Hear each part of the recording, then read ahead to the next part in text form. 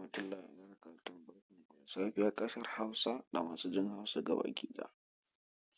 To sai tuntuni ana ta badakala ga kuma wasu mintocinmu masu albarka da suke ta shige da fice a cikin Sidira Digital Bank Pro inda DAX ya bayyana. To yanzu dai mutane sun yarda cewa wannan Sidira Digital Bank Pro ɗin nan is official daga Sidira Cottage. Ba dole sai an je an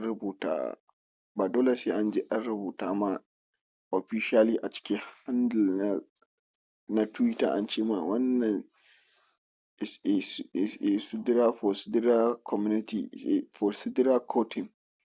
Sannan za ka yarda a ce this digital bank pro is for Sidira Cottage, from Sidira Cottage. Sannan aka gaya ma sai ka yarda wannan na Sidira ne.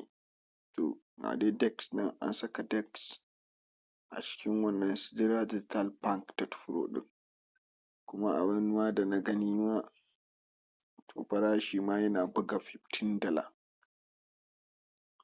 Farashin Sidira ba yana buga $15. $15 ɗin dai da muke magana yana buga $15. Kun gan shi yana buga 15.6. To gaskiya dai mata huɗu zan aura a rana ɗaya in dai abin nan ya tabbata. Amma fa ku sani fa muna cikin GCC market ne. Muna cikin me? GCC market. Babu yanda za mu yi mu iya juya Sidiranmu ya koma dala mu je mu tauna ƙashi yawwa. Yanzu muna cikin GCC market ne, kai dai za ka ga farashi amma ba za ka iya taɓa shi ba. Za ka ga farashi ba za ka iya taɓa shi ba.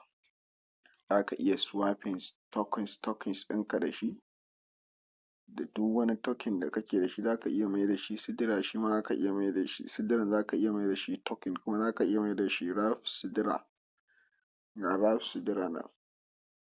To amma dai ba za ka iya mai da shi dala kuma ka fitar da shi ba saboda ba a yi cross chain ba, cross chain bridge ba a yi ba. Ba su kunna shi ba kenan.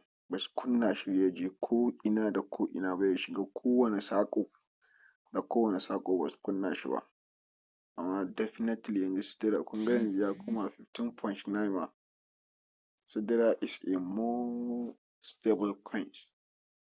Is a more stable coins. Zai sauka da kara ɗaya, zai tashi da kara biyu, kara uku,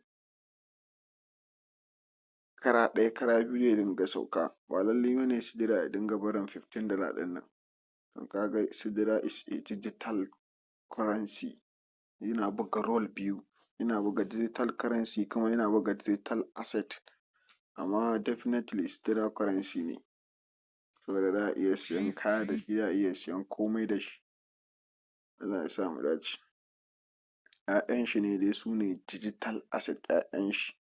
Za su iya sauka sosai kuma za su iya hawa sosai.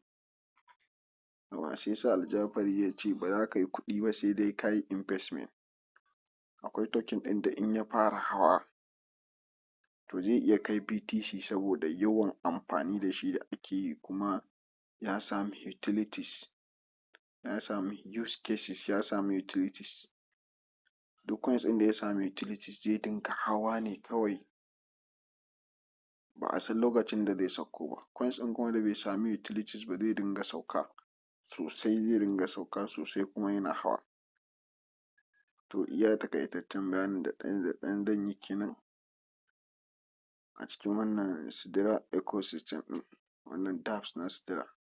Ba na tsaya ina muku wani swapping ko wani abu ba, na san dai duk an muku. Allah ya sa mu dace. Daga naku Sarki Global Academy channel da kuma WhatsApp group.